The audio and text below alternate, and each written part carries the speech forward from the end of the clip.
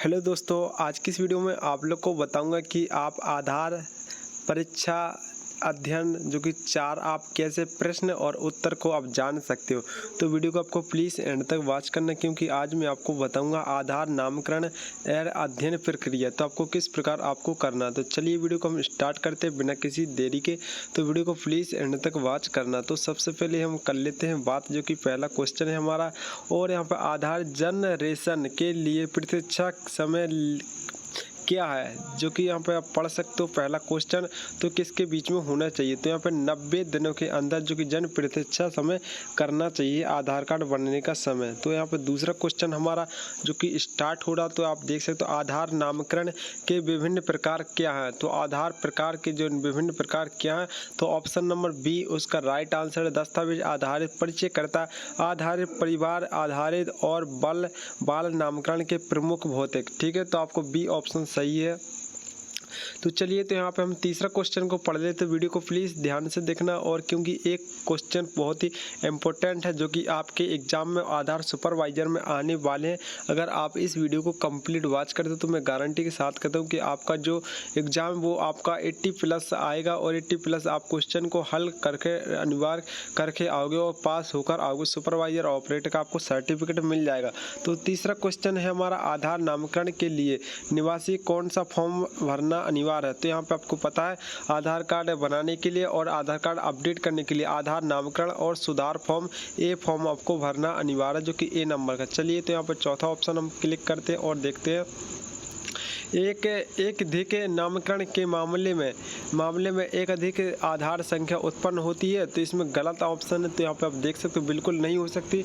एक आधार कार्ड संख्या एक ही जन को मिल सकती है। ठीक है, तो चलिए, तो यहाँ पे पांचवा क्वेश्चन को देख लेते हैं। पांचवा क्वेश्चन क्या हमारा, आधार नंबर एक दिन में जनरेट हो सकता है। तो बिल्कुल गलत आंसर है। आधार संख्या एक दिन में बिल्कुल भी नहीं बन सकता। तो आप लोगों ने अभी ऊपर पढ़ा कि आप आधार कार्ड संख्या आप जो कि आप 90 दिन के अंदर ले सकते हो। ठीक है, तो चलिए, तो यहाँ पे इसका आंसर जो कि बी ऑप्शन सही है। तो यहाँ पर छठवां क्वेश्चन ले लेते हैं हम। आधार नामकरण के बाद निवासी को प्रदान की जाने वाली पावती पर्ची में शामिल होता है। तो क्या होता है, इसमें शामिल होता है EID नामकरण ID। तो आप लोगों को ए ऑप्शन बिल्कुल राइट आंसर है। तो चलिए, तो आप ए नंबर का ऑप्शन को लगा सकते हो। तो सातवां क्वेश्चन है हमारा, आधार नामकरण का केवल एक प्रकार है, अर्थात दस्तावेज आधारित नामकरण। तो इसमें कौन सा ऑप्शन है, बिल्कुल यहाँ पे जो कि बी ऑप्शन है। तो इसका गलत आंसर है। आधार नामकरण के लिए केवल एक प्रकार है, नहीं, इसमें बहुत सारे दस्तावेज तब लगा सकते हो। स्कूल का सर्टिफिकेट जो कि यहाँ पे निवास से भी आधार कार्ड का काम हो सकता है, अपडेट हो सकता है, और जन्म प्रमाण पत्र, स्कूल का सर्टिफिकेट, ऐसे बहुत सारे जो कि सर्टिफिकेट है आप आधार कार्ड को अपडेट करा सकते हो और नया आधार कार्ड बना सकते हो। इसमें गलत ऑप्शन है। इसमें बताएगा कि आधार कार्ड में क्या हम एक ही आधार कार्ड में अपडेट कराने के लिए एक ही दस्तावेज हो जाएगा, बिल्कुल नहीं हो सकता। चलिए, तो यहाँ पे आठवां क्वेश्चन को हम देख लेते हैं। निम्नलिखित में से कौन सा आधार प्राप्त करने के लिए पात्रवर्त है। ठीक है, तो 18, 180, 182 अधिक समय जो कि निवासी जो भारत में रहता है वही जो कि भारत में रहता तो आधार प्राप्त करने के लिए पात्र है। तो उसका ऑप्शन है जो कि सी नंबर का ऑप्शन सही आंसर है।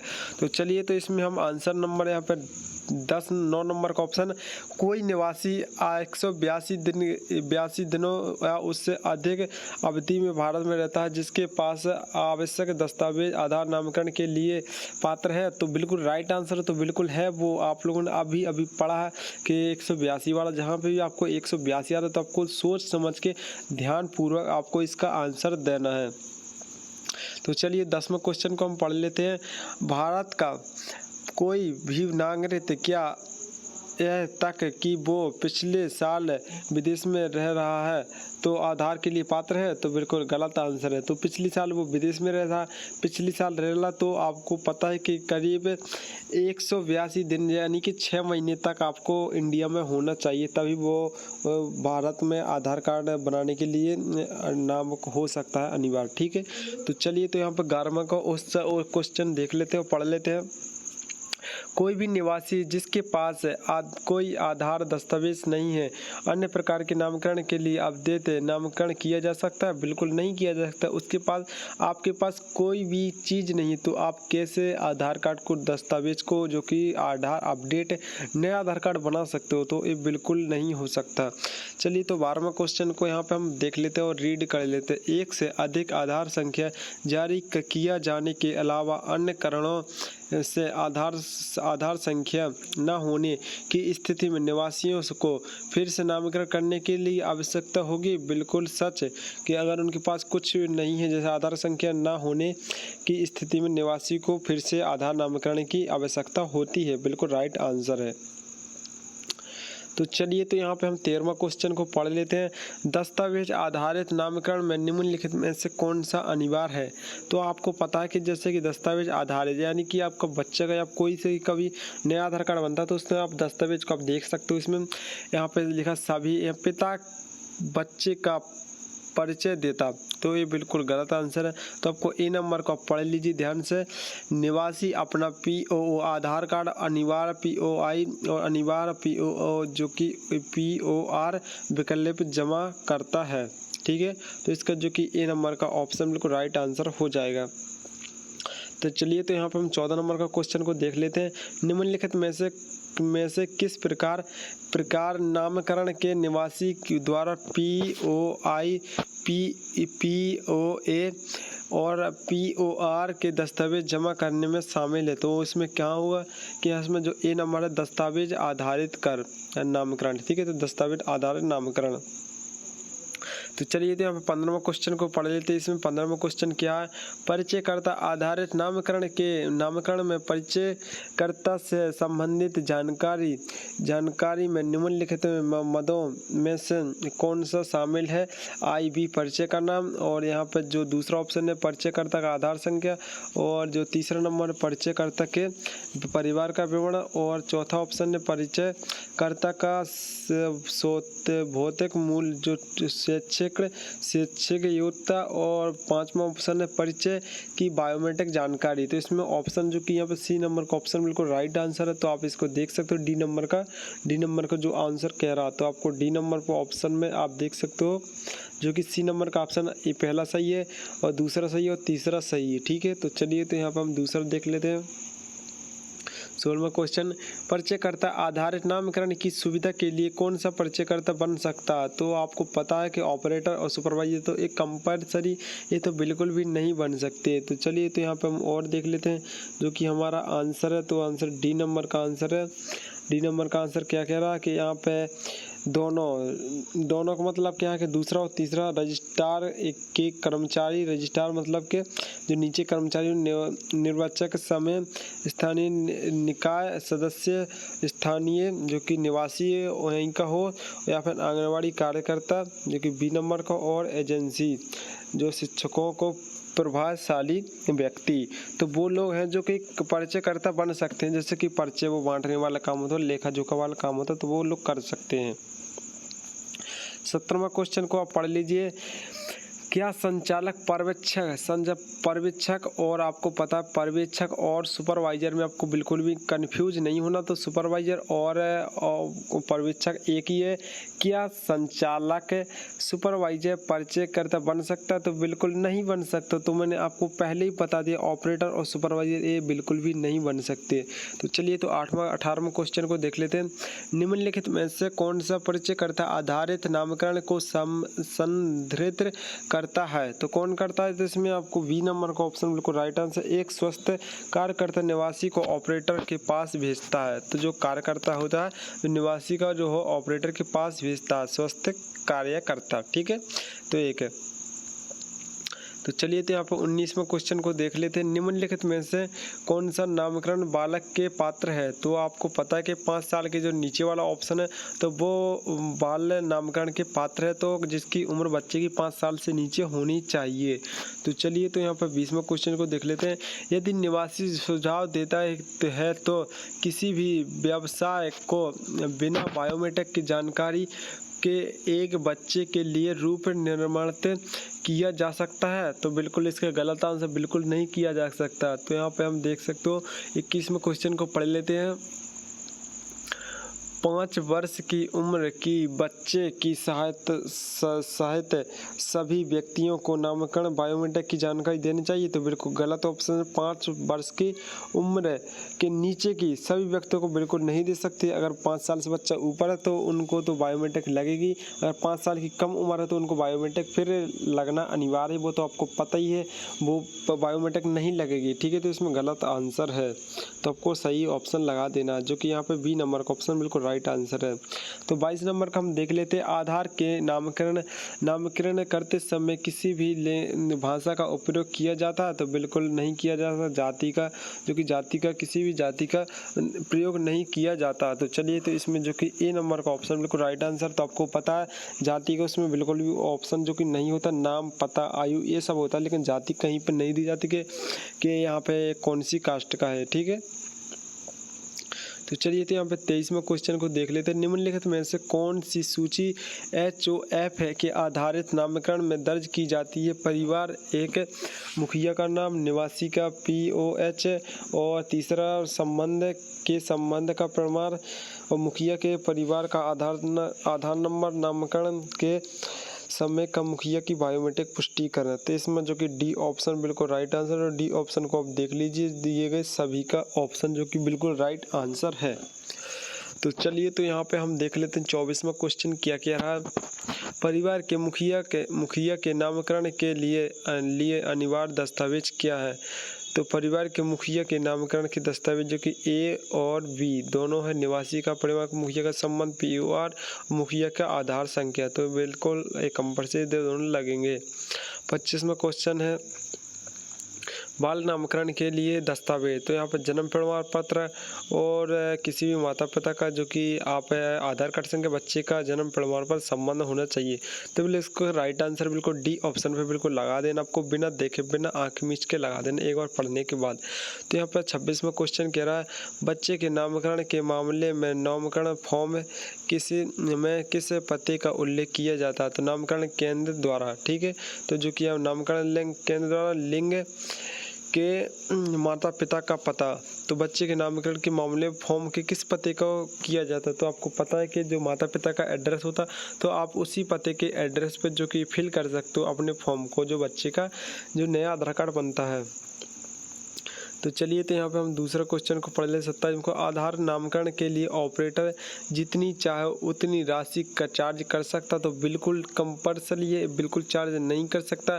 ये करता है तो जो कि ऑपरेटर सुपरवाइजर को दंडनीय अपराध है और उसको सज़ा भी हो सकती है, उसकी ब्लैक लिस्ट में ID भी जा सकती है अगर वो कस्टमर से ज़्यादा चार्ज लेता है। ठीक है, तो चलिए, तो 28वें क्वेश्चन को हम ले लेते हैं। निवासी से नए नामकरण और अनिवार्य बायोमेट्रिक के अपडेट की लागत की ली जाती है? तो बिल्कुल गलत ऑप्शन, लागत नहीं ली जाती है। ठीक है, तो इसका जो कि गलत ऑप्शन लगा देना आपको बी नंबर का।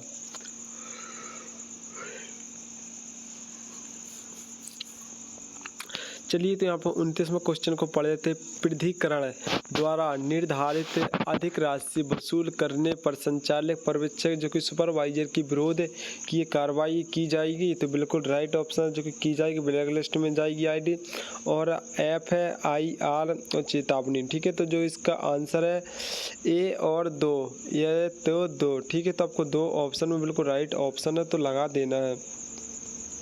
यहाँ पे 30वां क्वेश्चन क्या कह रहा था? निम्नलिखित में से कौन सा एक निवासी बायोमेट्रिक विवरण को संबंधित करता है? तो चेहरे की छाप है, 10 उंगलियों की छाप है, और C और D जो कि दोनों। ठीक है, तो बिल्कुल यहाँ पे सभी, तो यहाँ पे सभी का ऑप्शन लगा देना, जो कि इसमें सही का ऑप्शन आ रहा कि यहाँ पे D ऑप्शन, यानी कि दिए गए सभी विकल्प को आपको राइट लगा देना है। तो 31वें क्वेश्चन निम्नलिखित में से कौन सा एक निवासी जनसंख्यीय विवरण को संदर्भित करता है? तो कौन करता है? तो आपको पता है कि यहाँ पर कौन करता है, तो आपको ईमेल ID और मोबाइल नंबर, जो कि इसका ए नंबर का पूरा राइट आंसर है, तो आपको ए नंबर का ऑप्शन पर लगा देना है। चलिए, तो यहाँ पर 32वें क्वेश्चन को देख लेते हैं। आधार नामकरण के लिए आवश्यक जनसांख्यिकीय जानकारी में निम्नलिखित शामिल है। तो आपको पहले सही तरीके से पढ़ लेना। आधार नामकरण के लिए आवश्यक जनसांख्यिकीय जानकारी निम्नलिखित शामिल है। तो इसमें क्या शामिल है, क्या क्या जो कि आधार नामकरण में शामिल है? नाम, पता, लिंग, जन्म तिथि, ईमेल और मोबाइल नंबर। तो इतना चीज़ें जो कि आपको कंपल्सरी है, जो आपको बी ऑप्शन बिल्कुल राइट ऑप्शन है। नामकरण ऑपरेटर डैश डैश डैश होगा तो क्या होगा? तो इसमें आपको जो बी ऑप्शन का पृथकीकरण ऑर्डर जो कि नामकरण ऑपरेटर के दिए गए बायोमेट्रिक का जनसंख्या प्राप्त करें। ठीक है, नामकरण ऑपरेटर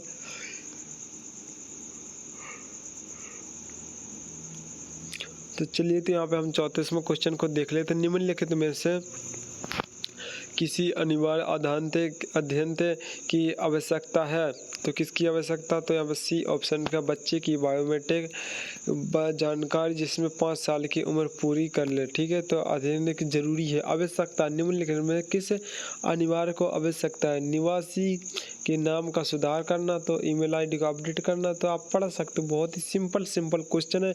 तो आप इन क्वेश्चन को आराम से और इजी तरीके से पास आउट कर सकते हो बिना कोई दिक्कत के। 35वें क्वेश्चन को पढ़ लेते हैं हम यहाँ पे। आधार निर्माण प्रक्रिया की डुप्लीकेशन की प्रक्रिया क्या है? तो आपको ए ऑप्शन बिल्कुल राइट ऑप्शन लगा देना। किसी भी डुप्लीकेशन की जांच करना अस्वीकार करना है। ठीक है, तो पहले आपको जांच करना पड़ेगा सभी डॉक्यूमेंट को। अगर वो सही है तो आप स्वीकार कीजिए, नहीं तो आप अस्वीकार कर दीजिए। ठीक है, उनको फॉर्म को बैक कर दीजिए। तो 36वां क्वेश्चन है। आधार निर्माण जो कि प्रक्रिया के सही क्रम को पहचानने की जो कि देखें। ठीक है, तो इसका हम आंसर देख लेते हैं।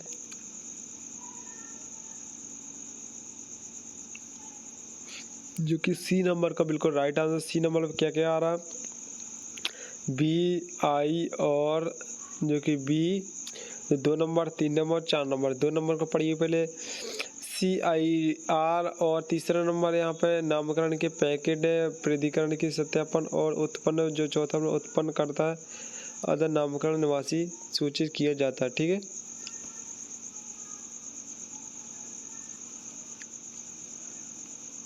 तो चलिए, तो यहाँ पे हम 37वें क्वेश्चन देख लेते हैं। यदि किसी भी निवासी के पास प्रमाण पत्र के लिए सहायक दस्तावेज नहीं है तो जो कि डॉट मोड के उपयोग में किया जा सकता है। तो क्या मुखिया का जो कि आप देख सकते हो इसमें ये ऑप्शन परिचयकर्ता के आधार नामकरण, मुखिया का POID के आधार नामकरण करें। ठीक है, तो यहाँ पे परिचय करता है जो कि आप देख सकते हो। 38वां क्वेश्चन।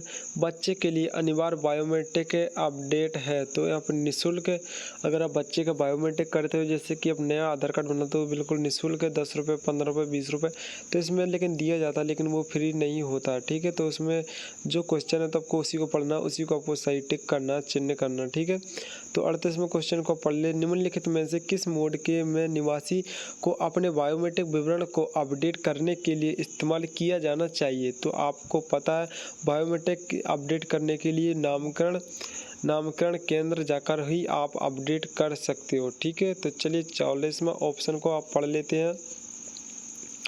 तो प्राधिकरण की वेबसाइट पर किसी भी निवासी के अपडेट की स्थिति कैसे ट्रैक कर सकते हैं? तो केवल आधार कार्ड संख्या है, एनरोलमेंट ID, मुद्रा उपयोग करके। तो इसका बी ऑप्शन बिल्कुल राइट आंसर है।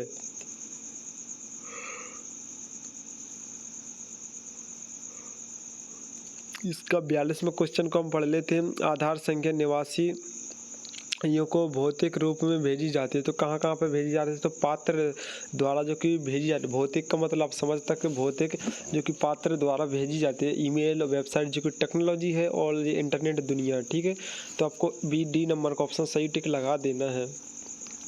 42वां क्वेश्चन। नामकरण केंद्र पर आधार अपडेट की पुष्टि करने के लिए निवासी की बात की जाती है। तो हस्ताक्षर और आधार नामकरण बायोमेट्रिक पुष्टि की जाती है। आधार कार्ड जो कि आधार कार्ड और बायोमेट्रिक पुष्टि की जाती है अगर आप लॉगिन करते हो किसी का आधार कार्ड। और 43वें क्वेश्चन को पढ़ लेते हैं। ईमेल ID और मोबाइल नंबर को आधारित डेटाबेस में निम्नलिखित में तरीके से अपडेट किया जा सकता है। तो किसके द्वारा किया जाए? सी जो नामकरण केंद्र द्वारा, ठीक है, जो बायोमेट्रिक का ईमेल आईडी आपको चेंज करना, आप कुछ भी अपडेट करना तो नामकरण केंद्र जाकर ही आप अपडेट कर सकते हो।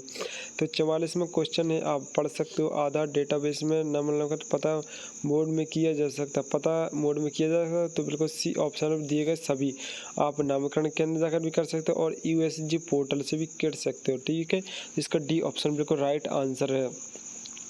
ऑनलाइन मोड USPU जो कि पोर्टल के माध्यम से पता अपडेट करने के लिए निवासी का पंजीकरण मोबाइल नंबर अनिवार्य है, तो बिल्कुल राइट ऑप्शन है, ये अनिवार्य है। तो इसमें क्या रहा, ऑनलाइन मोड है UPSC पोर्टल के माध्यम से पता अपडेट करने के लिए निवासी का पंजीकरण नंबर अनिवार्य है, तो इसका जो कि राइट आंसर था इसमें सी, लेकिन इसमें गलत ऑप्शन जो कि आप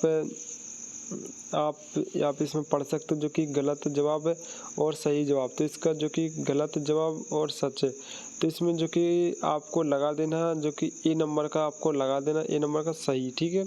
तो चलिए तो यहाँ पे हम पढ़ लेते हैं 46वां क्वेश्चन। ऑनलाइन मोड जो कि SSUP पोर्टल के माध्यम से दिए गए जाने अपडेट के लिए निवासी का पंजीकरण मोबाइल नंबर अनिवार्य है, तो आपको पता है कि दिए गए सभी जो कि UPSC मॉडल से आवश्यकता नहीं है और आवश्यक है, ठीक है। तो आपको दिए गए सभी लगा दें, दिए गए सभी नहीं तो आपको ए नंबर का ऑप्शन बिल्कुल राइट ऑप्शन है, ठीक है। तो आपको ए नंबर का ऑप्शन लगा देना जो कि 46वां क्वेश्चन।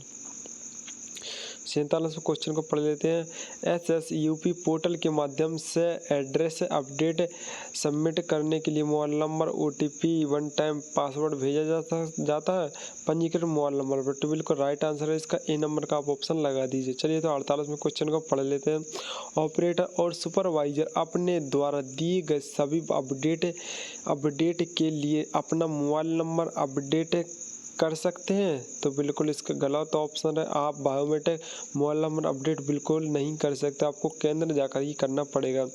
ऑपरेटर सुपरवाइजर निवासी सहमति है कि बिना सिस्टम के आधार पर आप जानकारी जोड़ सकते हो, बिल्कुल नहीं जोड़ सकते तो आपको जाना ही पड़ेगा, ठीक है, आधार सेवा केंद्र। तो निवासी पंजीकरण मोबाइल नंबर का उपयोग करके निवासी के तरीके से आधार प्राप्त कर सकते हैं, तो बिल्कुल ऑप्शन राइट है। तो प्राप्त कर सकते ई डाउनलोड और आधार ऐप से डाउनलोड तो निकट साइबर कैफे, तो इसमें जो कि पहला दूसरा दोनों राइट ऑप्शन है, ठीक है। तो चलिए तो 51वां क्वेश्चन को हम पढ़ लेते हैं। निवासी डाक का उपयोग करके जनसंख्या जानकारी का अध्ययन प्राप्त कर सकता है, बिल्कुल नहीं कर सकता। तो आपको बार जो कि DUDI के स्टेटस पे जाना, आधार स्टेटस पे जाना पड़ेगा, तभी आप आधार कार्ड का जो स्टेटस जान सकते हो। आप अगर डाक के पास जाओगे तो उसके यहाँ पे आपको कोई जानकारी नहीं मिलेगी। तो चलिए तो आज का जो कि चैप्टर हमारा जो चैप्टर ख़त्म हो चुका, चैप्टर नंबर 4 था, तो जो कि पूरा आपको समझ में आ चुका होगा। जितने भी यहाँ पे 51 क्वेश्चन थे, इसमें करीब 6 से 7, 8, 9, 10 क्वेश्चन थे, जो कि इसमें आपको 51 में से अच्छे तरीके से इनको रीड कर लेना, ठीक है। तो इन्हीं में से क्वेश्चन सारे क्वेश्चन आएंगे, ठीक है। तो चलिए तो आप लोग को वीडियो कैसा लगा, वीडियो अच्छा लगा वीडियो को प्लीज़ लाइक कर देना, शेयर कर देना और कमेंट सेक्शन में ज़रूर बताना कि ये वीडियो आपको किस प्रकार कैसा लगा। तो चलिए फिर मिलते कोई नई वीडियो के साथ, तब तक के लिए tata bye and take care. तो वीडियो को लाइक करना, धन्यवाद, थैंक यू सो मच।